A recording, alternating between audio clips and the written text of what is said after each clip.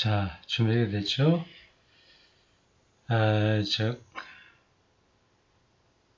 저 카메라가 두 가지 기능이 있습니다. 사진만 되는 게 있고, 동영상으로 되는 게 있어요. 그래서 그거를, 이 단추를 클릭을 잘해야 되는데, 뭐 다른 거 생각하다가 누르다 보면, 잘못 누를 수 있습니다. 이제 잘 누른 것 같아요. 지금 동영상에 지금 촬영되고 있는 것 같습니다.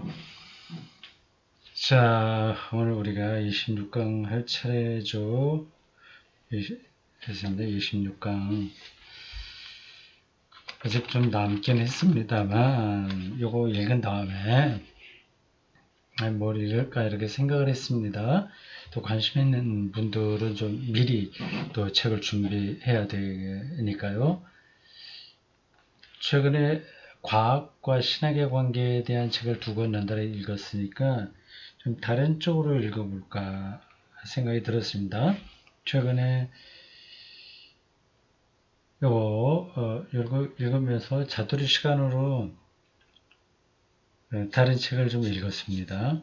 어떤 건지 예측하실 분들도 있을 겁니다. C.S. 루이스 책이었습니다.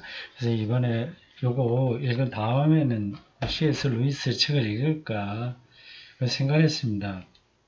그래서 몇 권, 그분의 책이 제가 뭐 별로 많지는 않아요. 거의, 뭐, 어딘가 구석에 있긴 있을 텐데, 최근에 읽은 건 요 책입니다. C.S. 루이스, 기쁨의 하루, 이렇게 되어 있습니다. 매일 한 쪽씩 읽도록 365일, 교회력에 따라서 이렇게 정리된 책입니다. C.S. 루이스의 전집에서 괜찮은 대목을 따서 365일 거로 만들었습니다. 네, 월터 후프라고 하는 사람이 그걸 편집을 했네요. 이 사람 C.S. 루이스의 제자이고 루이스 문학의 연구의 최첨단 최고 권위자로 알려진 사람입니다. 이 책을 읽다가 야 이거 C.S. 루이스 글이 재밌다는 느낌이 들었습니다. 제가 이 C.S. 루이스 책을 수년 전에 뭐 다른 것도 읽긴 했는데 그래도 좋긴 했어요. 뭐 다시 이거 읽으면서 괜찮은 느낌이 들어서 다음에 이제 C.S. 루이스 책을 읽어야겠다 생각을 했습니다. 그래서 요거를 읽을까도 생각을 했는데 이거는 여러 책에서 편집해 온 거라서 어떤 그 연속성 이런 게 좀 떨어집니다. 한 편 한 편은 좋은데 전체를 따라가기는 좀 마땅한 책은 아니에요. 혼자서 그냥 읽는 것으로 충분할 것 같습니다. 그래서 이 C.S. 루이스의 가장 유명한 책을 하나 읽어야 되겠다 싶은 생각이 들어서 신청을 했고 인터넷으로 신청했고 오늘 받았습니다. 그게 바로 순전한 기독교입니다. 이 책 읽기 시작할 때 더 자세하게 설명하겠습니다. 기독교 변증가로 20세기 최고 권위자라고 할 수 있습니다. C.S. 루이스. 그 책의 대표작이 순전한 기독교입니다. 제가 이 책을 읽지를 못했어요. 여태까지. 이제 이 차제에 한번 이거를 꼼꼼하게 읽어봐야 되겠다 생각이 들었습니다. 기대가 됩니다. 신학을 전공한 사람이 아닌데 신학적인 마인드가 있어요. 그렇게 많이 그 곁길로 가지 않고 이 사람 영문학자죠. 신학 그 전체 메인스트림 흐름에서 곁길로 가지 않아요.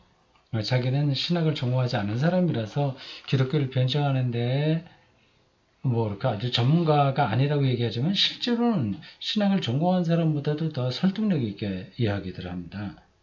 이거를 보겠습니다. 다음에도 강독 따라오고 싶으신 분들은 이 책을 미리 준비해 두시죠. 순전한 기독교 유명한 책입니다. 기독교인이라고 하면 누구나 다 읽어야 될 만한 책입니다.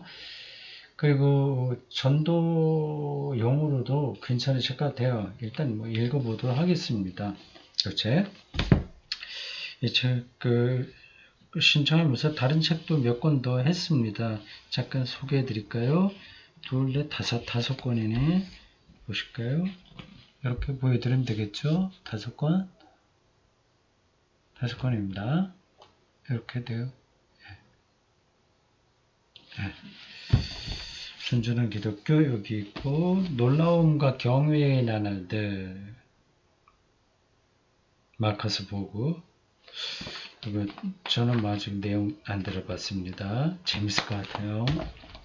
요거 특별히 건강의 배신이라고 어디 그 책 소개하는데 제가 읽고 요거 한번 읽어봐야 되겠다는 생각이 들었습니다. Natural Causes.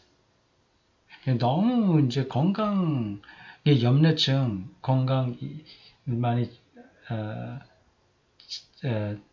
해보려고 노력들을 의학적인 노력들을 뭐 좋은 약도 먹고 뭐라 그러죠? 뭐 비타민 같은 거, 건강 보호제, 뭐 하여튼 그런 거, 그리고 건강 진단 뭐 이런 거 너무 많이 하는데 정말 그게 필요하냐? 뭐 그런 관점의 책으로 보입니다. 네, 요거 읽어보고 싶고요. 제임스 더니 쓴 예수 바울 복음. 예수와 바울의 관계, 요게 최근에 저도 또 좀 관심이 많이 가요. 바울에 의해서 기독교 교리의 체계가 잡혀졌는데 사실은 예수를 한 번도 만나보지 못한 사람이거든요. 근데 어떻게 그게 가능했나, 그런 것들 뭐 어느 정도 상식적으로 말할 수 있긴 있지만 이렇게 전문적으로 그 정리한 책을 읽어봐야 되겠다 싶은 생각이 들었습니다. 사실은 그 전에 내가 오래전에 사놓은 책이 있습니다. 바울과 예수예요. 바울과 예수. 이게 그 안에 내지에 날짜 썼죠. 1989년 4월 21일. 89년이면 제가 몇 살 땐가?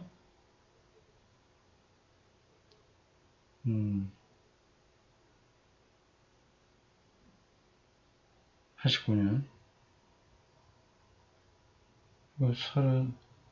서른여섯? 서른일곱? 그때군요. 이화 여자대학교 출판부에서 나온 건데 융헬이라고 하는 썼어요. 이거를 한번 같이 읽을까 생각도 했는데 이건 옛날 조판이 옛날식으로 돼서 너무 읽기 힘듭니다.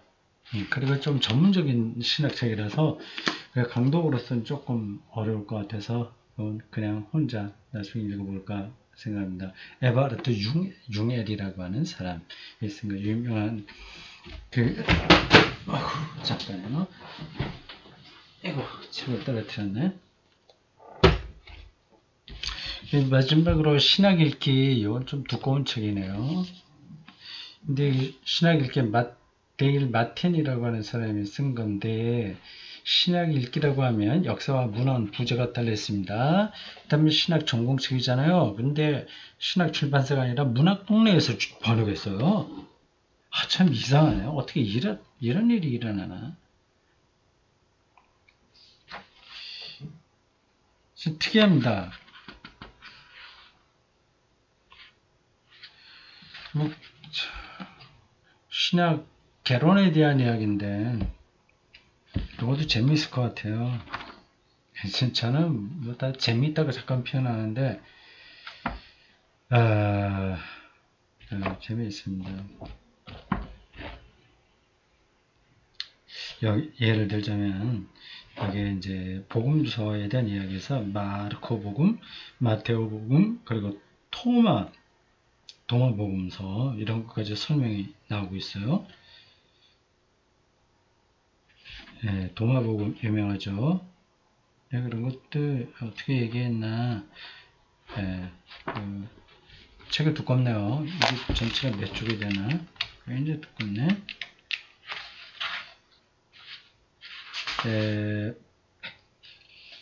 그 인덱스까지 합해서 전체가 751쪽입니다. 가격이 좀 나갈 것 같은데 책값이 얼마나 되나 볼까요? 그래도 생각보다 많지는 않네. 25,000원.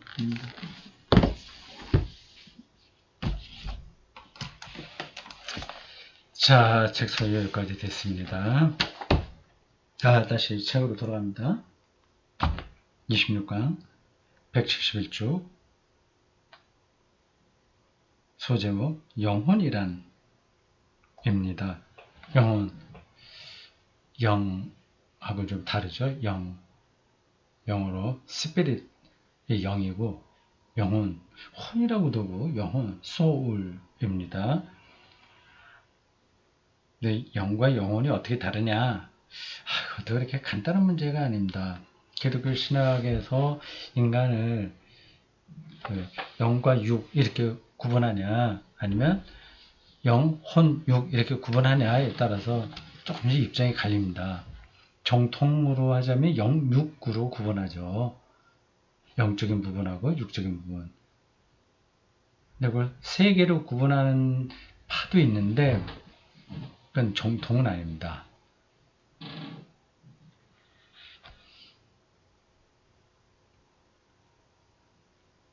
이 영은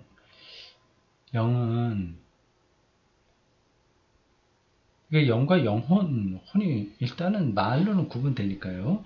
영과 육의 구분은 뭐 분명한 거고, 영과 영혼은 그렇게 다 구분되지는 않습니다. 그냥 서로 혼용돼서 쓰기도 해요. 좀 구분하자면 혼 이런 것들은 뭐 수학을 계산한다거나 아주 그런 것들 이성은 영에 속하나? 그러니까 혼 이런 것들은 좀 그냥 감각적으로 우리가 처리할 수 있는 능력에 말한다면 영은 더 내면의 세계에 속한 어떤 인간의 속성이라고 할 수 있습니다. 자, 일단 봅시다. 영혼이란 무엇인가요? 그리고 그 영혼은 우리가 태어날 때부터 가지고 있는 것인가요? 영혼은 모든 생명체에 깃들어 있다가 생명체가 죽으면 떠나가는 우리 눈에는 보이지 않는 힘이라고 합니다. 이건 이제 여기 대담에 참여한 사람들의 말이 아니라 편집자가 나중에 이렇게 정리한 그 내용입니다. 간단한 그 방향만 여기서 정하고 이제 대담자들이 나오겠죠. 플라톤과 아리스토텔레스는 서양 철학에서 두 기둥과 같습니다. 계속 나오죠. 소크라테스가 더 앞선 사람인데 실제로는 소크라테스는 글을 남기지 않았죠. 플라톤과 아리스토텔레스 이 두 사람에게서 서양 철학의 아주 두 기둥과 같은 흐름이 나왔습니다. 그래서 서양 철학할 때 이게 늘 나옵니다. 이 두 사람 이름이요. 플라톤과 아리스토텔레스. 기독교 신학도 당연히 여기에 초기 기독교가 영향을 받았죠. 영향을 받기도 하고 영향을 또 주기도 하고 있습니다. 그 자세한 내용은 제가 보니까 판넨베르크의 신학과 철학에 나옵니다. 플라톤과 아리스토텔레스는 생명체가 자신의 몸을 움직일 수 있다는 사실이야말로 생명체 안에 영혼이 깃들어 있다는 표시라고 생각했다. 아리스토텔레스는 철학의 전통에서는 영혼은 모든 생명체에 깃들어 있는 반면 정신은 인간에게만 있다고 본다. 다른 동물들 생명체라고 하면 식물까지 포함하나요? 인간에게만 있는 게 정신이다. 아리스토텔레스의 전통에서 볼 때 그렇다는 겁니다. 영혼이라는 단어는 여러 언어에서 바람, 숨결, 호흡 등의 뜻을 아울러 담고 있는데 이 말들은 살아있는 육체가 하는 호흡, 잡을 수 없고 금세 사라져버리는 그 무엇을 가리킨다는 의미에서 정신과 비슷하다. 이게 영혼이 정신하고 다 구분하기 힘들어요. 그 언어, 어원적인 역사에서 볼 때 그렇습니다. 푸니마, 루아흐 이런 단어들이 그렇죠. 비슷합니다. 근데 아리스토텔레스는 인간에게만 고유하게 있는 게 정신이다 이렇게 구분했는데 참 그게 딱 떨어지는 설명은 아닙니다. 다만 정신은 육체에 얽매이지 않는 포괄적이고 독립된 원리라고 하는 점에서 영혼과 다르다고 할 수 있다. 자, 이제 첫 번째 발언자로 판넨베르크가 등장합니다. 영혼이란 무엇인가에 대한 서양인들의 생각은 서구 문명의 근간을 이루는 이스라엘과 그리스 문화의 영혼관에 바탕을 두고 있습니다. 그렇죠? 하나는 종교적인 관점이고 하나는 철학적인 전통입니다.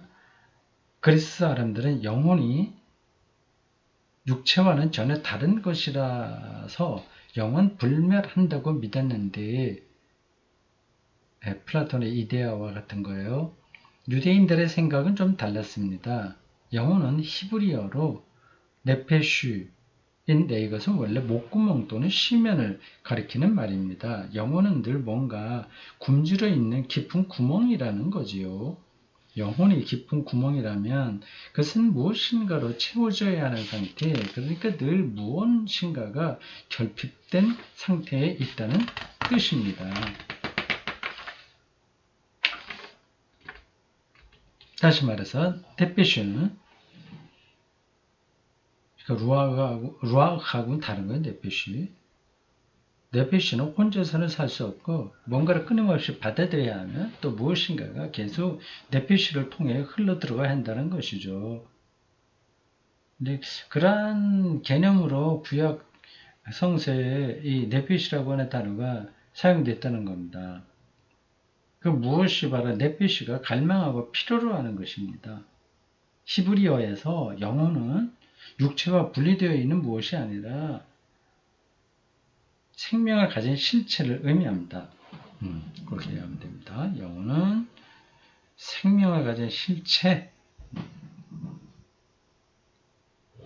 아리스토텔레스의 영혼과는 비교적 유대인들의 사고방식에 가깝다고 볼 수 있습니다. 플라톤하고 좀 다른 거죠. 교부들이 플라톤보다는 아리스토텔레스의 영혼관에 가까운 태도를 취한 것도 바로 그 때문이죠. 플라톤에게 영향을 받은 부분이 있고 또 아리스토텔레스에게 영향을 받은 부분이 있습니다. 이 영향을 받았다는 건 뭐 무조건 거기에 끌려갔다는 게 아니라 서로 소통을 했다는 것, 우리 표현으로 따지면 가까운 태도를 취했다고 하는 겁니다. 어떤 의미에서는 자손을 만드는 순간 네피슈가 전해진다고 할 수 있겠습니다만 영혼의 생명력 자체는 신으로부터 오는 것입니다. 신이 숨을 불어 넣음으로써 말이죠. 철학은 맞는 얘기고 이 히브리 이야기는 조금 허황된 거야. 종교적인 거라서 근거가 떨어져 이렇게 생각하면 안 됩니다. 그냥 철학적으로 본다고 하더라도 뭐 이건 전혀 손색이 없는 관점이죠. 이 히브리인들의 생각이 말이죠. 정신은 유기체 조직의 일부가 아닙니다. 정신은 오히려 인간이란 무엇인가를 필요로 하는 유기체이고 인간이란 무엇인가를 필요로 하는 유기체고 따라서 자기 자신의 경계를 뛰어넘어 존재한다는 사실과 관계가 있습니다. 이게 좀 명확하게 와닿지는 않죠? 영혼이나 영이나 뭐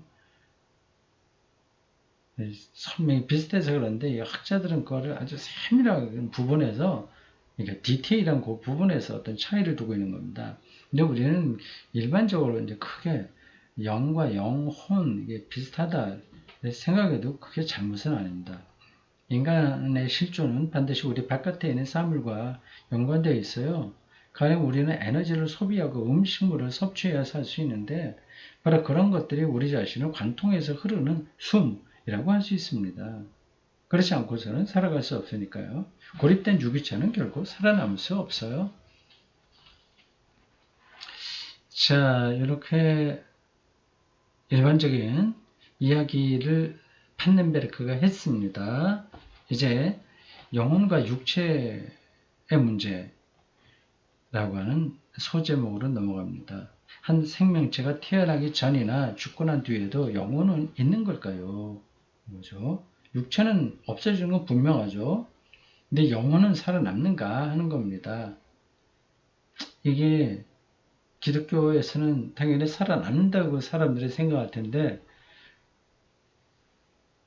그렇지 않습니다. 영혼이 그대로 살아남는다? 그거는 플라톤 사상입니다. 그러면 완전히 죽는 게 아니잖아요. 육만 죽고 영혼은 죽지 않는다? 그렇게 되면 부활 사상이 자리를 잡을 수가 없습니다. 다 죽어야 부활 신앙이 가능하거든요. 그렇다고 해서 기독교 신앙에서 영혼 불멸 사상이 이단이다 이렇게 말하기도 힘들어요. 그러면 영혼 불멸도 아니면서 부활의 사상도 받아들일 수 있는 영혼과 육체 관계가 어떤 거냐, 이게 어려운 거죠. 이제 뭐 그런 설명이 나올지 모르겠습니다. 무칠러입니다. 저는 이런 질문에 부딪힐 때마다 늘 당혹감을 느껴요. 당연하죠. 당혹스러운 겁니다. 딜레마예요. 그 질문이 영혼은 자동차를 운전하는 사람과 같은 것이라는 플라톤식의 사고를 전제로 하고 있으니까 말이죠. 운전하는 사람. 이렇게 자동차가 다 폐차될 때는 뭐 쏙 자동차에 나가면 되니까 영혼은 불멸하고 쏙 육체 감옥에서 빠져나가면 되니까 사람이 자동차에 올라타 그걸 운전하는 것처럼 영혼이 생명체 안에 스며들어서 그 생명체 이리저리 움직이다가 언젠가는 다시 빠져나온다는 이야기인데 저는 그런 설명에 찬성할 수 없습니다.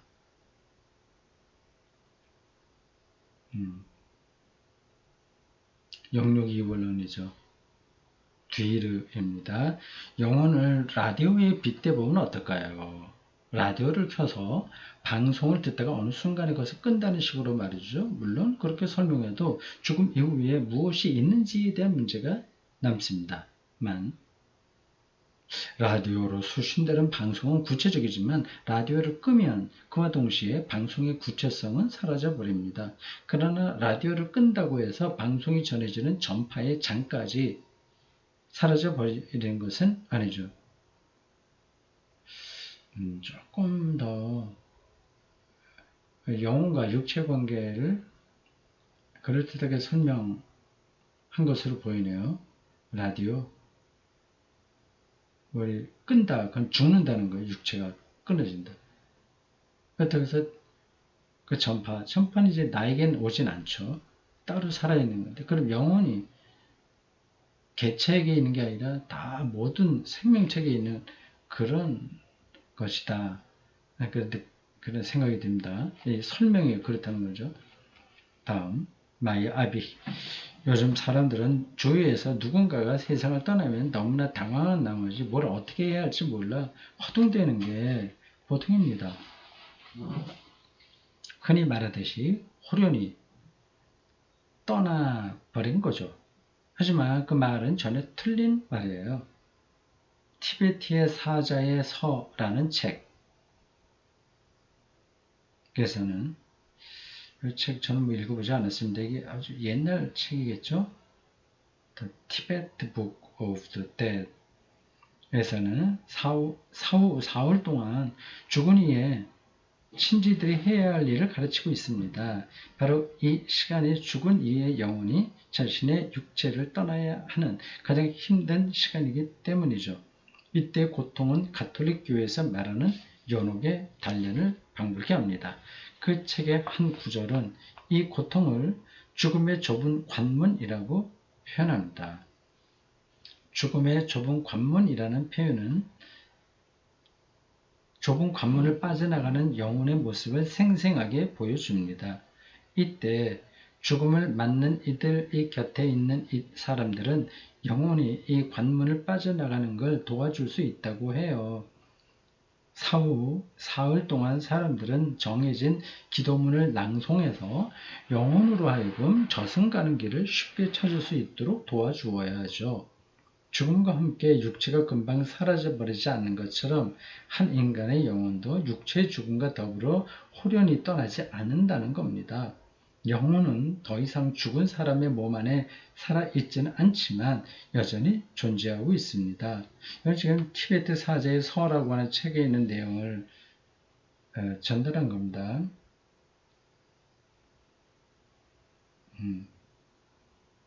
병원에서 죽음을 맞는 현대인들이야 쉽게 할 수 없는 체험이겠지만 사람이 죽은 뒤에도 그의 영혼과 접촉하고 어떤 형태로든 관계를 맺을 수 있다고 합니다. 그 티베트 사제의 서에 보면 그렇습니다.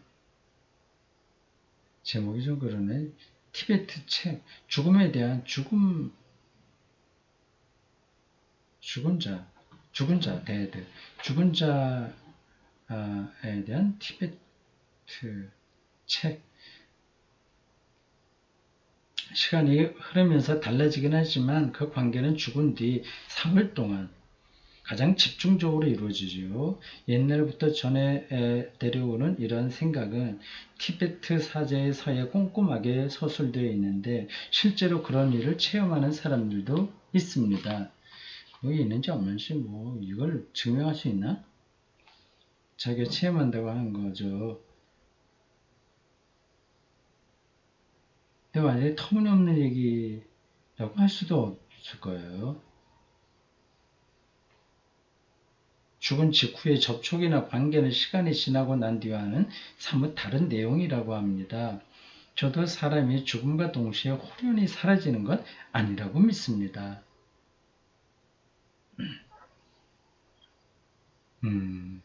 그래. 그거를 그러면 유령으로 잠시 떠돈다?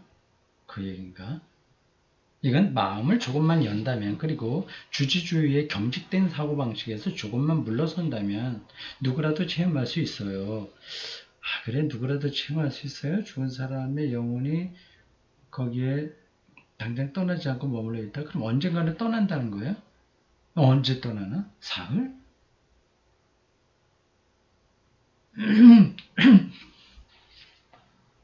가족들이 그 떠날 준비를 마쳤을 때 떠나게 되는 건가? 누구라도 체험할 수 있다는 말이 조금 걸립니다. 아이가 태어나는 광경을 한번 지켜보세요. 어떨 땐 마치 영혼이 하늘에서 내려와 깃드는 듯한 느낌이 들기도 하죠. 저 스스로 그런 순간을 경험했는지는 확실치 않습니다만 그랬었기를 바랍니다.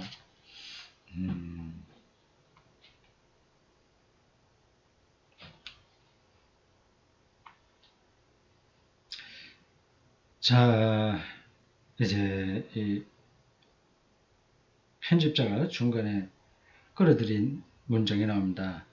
티베트 사제의 서 앞에서 이 아비가 인용하는 책에서 인용한 겁니다.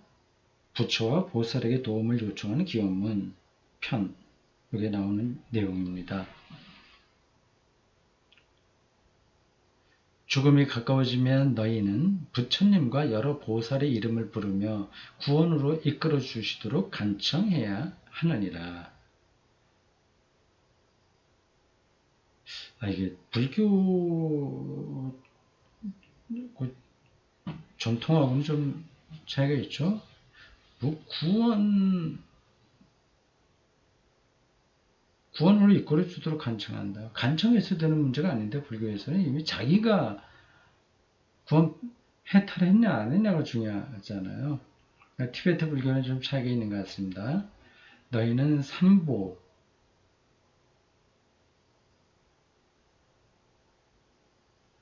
삼보, 불보, 법보, 승보 이걸 가리키는 것으로 깨달음을 얻은 사람이라는 거네요.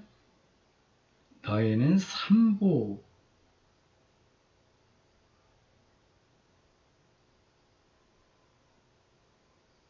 아주 깨달음 얻은 거 삼보예요. 삼보에 귀의한다 뭐 이렇게 표현도 한다고 하네요. 너희는 삼보에 공양물과 마음의 예물을 바치고 좋은 향을 손에 쥔 채 마음을 모아 다음과 같이 기도를 올려야 하느니라. 중생을 불쌍히 여기시는 부처들과 보살들이시여 이 중생이 세상을 떠나 피안으로 가려고 하나이다.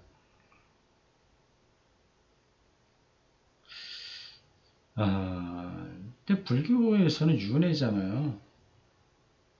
피안으로 가는 게 아닌데 다시 태어날 텐데 이제 그가 이승을 떠나니 죽음 외에는 다른 길이 없나이다.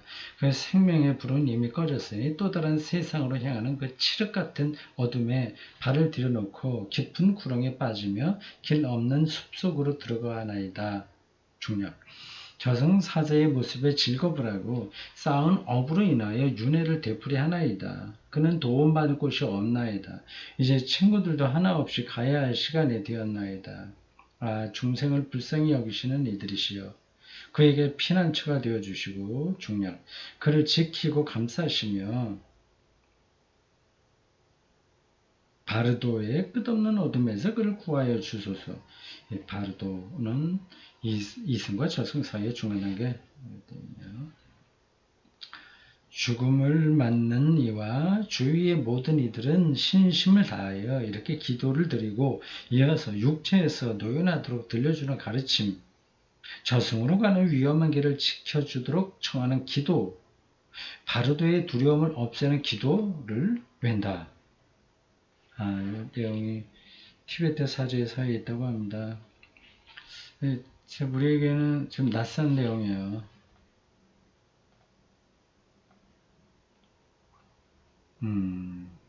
자, 일단 오늘은 여기까지 합니다.